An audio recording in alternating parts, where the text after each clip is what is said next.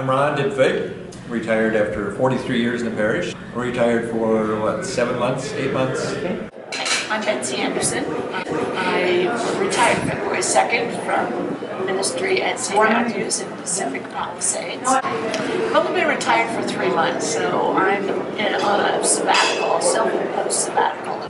I'm Pat O'Reilly. I've been a priest in this diocese for 31 years. I was ordained actually with Lynn J. I retired at the end of December. My name is Dean Farrar. I've been a priest in the diocese since I was ordained in 1976.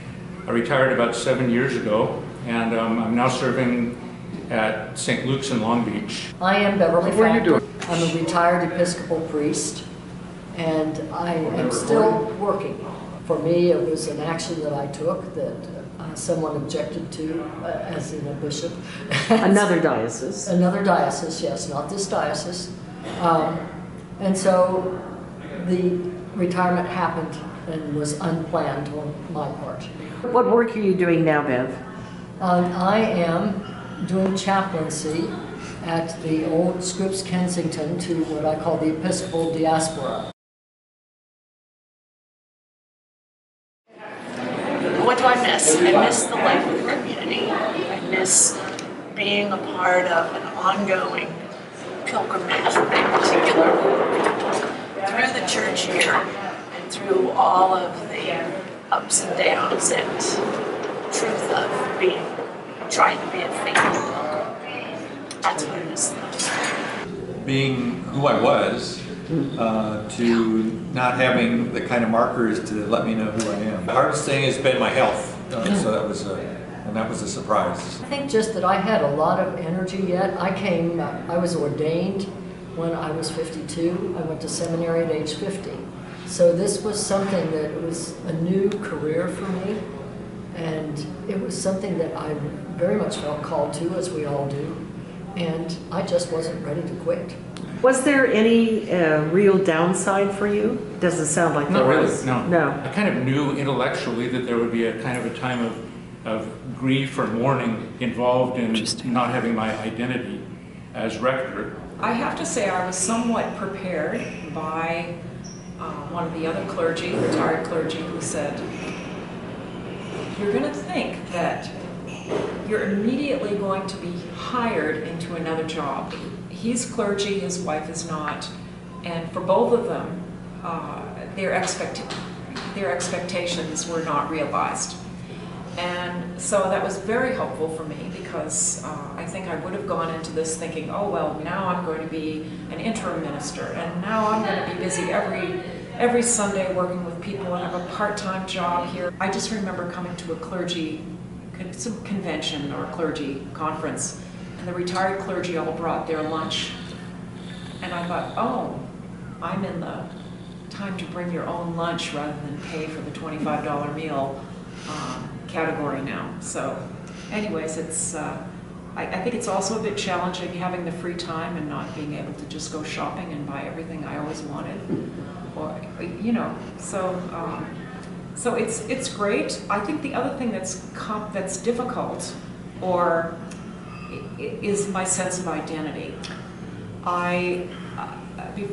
Recently I am the executive director of Friends Indeed. And then when I stopped being the executive director, I was actually interviewed for a volunteer position, and I said, I'm an Episcopal priest. And I thought, well, la-di-da. But I could tell that what I was doing was trying to have an identity. And now it's like, I don't want to just be grandma. Oh, I drive my kid to school, my grandkid to school. I mean, I'm not 90, I'm 63. What has been great, more time to be with my family, especially our 7-month-old grandsons, more time for prayer and Bible study, which I do for an hour and a half every day, more time to just be.